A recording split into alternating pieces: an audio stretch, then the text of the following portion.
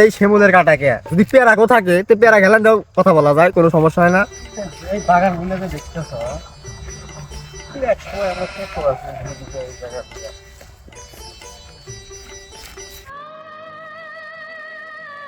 আচ্ছা মামা, আপনার হয়েছে কি?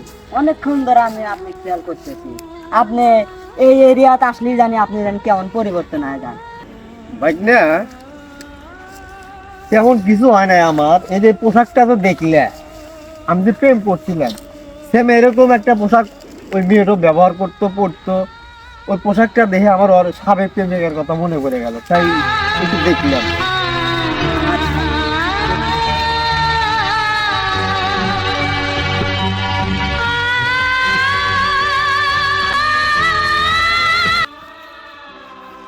এই মামা, তোমার হয়েছে কি? না তেমন কিছু হয় নাই। ওই যে তোর হচ্ছে আমার ওই প্রেমিকের কথা, এই গাছের সাথে এলাম যে আমরা অনেক কথা বলছি, এই শিমুল গাছের সাথে অনেক স্মৃতি এখনো আছে। তাই জন্য এই শিমুল গাছ তো হঠাৎ দেখতে পারলাম, আবার ওই কথাটা ওই ব্যথাটা জায়গায় উঠলো, সেই জন্য এই শিমুল গাছ দিলাম থেকে আছে এবং একটু জড়ায় ধরলাম। এ মামা, এখানে আমার অনেক স্মৃতি বাড়ে। এই কাঁটালা গাছের সাথে কেমনে হেলান দিয়ে কথা বলছো? ভাই না তুমি যখন প্রেমে পড়বে তখন এই শিমুলের কাটাকে যদি পেয়ারাকও থাকে তো পেয়ারা খেলেন দাও কথা বলা যায়, কোনো সমস্যা হয় না। সেই স্মৃতিগুলো আজ আমি ভুলতে পারি।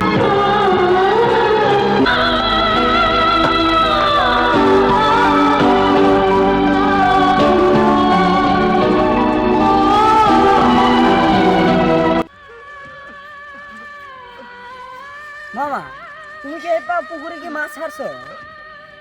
না ভাই না, এই পুকুর তো মাছ ছাড়ি নেই। এই পুকুর নিয়ে আমার অনেক স্মৃতি আছে। আমার প্রেমিকা এই পুকুরে গোসল করছে, আমি এই জায়গায় বসে থেকে আবার গোসল করা দেখছি। এই ঘাটটার প্রতি একটা মায়া আছে, এই ঘাটটা তো আমার একটা স্মৃতি আছে। এই পুকুর শুধু পুকুর না, এটা আমার একটা স্মৃতির পুকুর। এই পুকুরে অনেক স্মৃতি আছে আমার। আচ্ছা, দেখলে আর বলে লাভ নেই, চোখে জল এসে যায়। আমি তো কষ্ট পাইতেছি তোমার। মামা, আপনার এই রাস্তায় চলেন না, আপনার অনেক কষ্ট আমি বুঝতে পারছি মামা।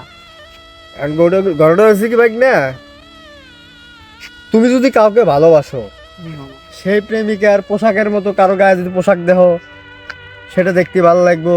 এবং প্রেমিকা যে রাস্তা দিয়ে চলছে সে রাস্তা দেখলেও ভালো লাগে।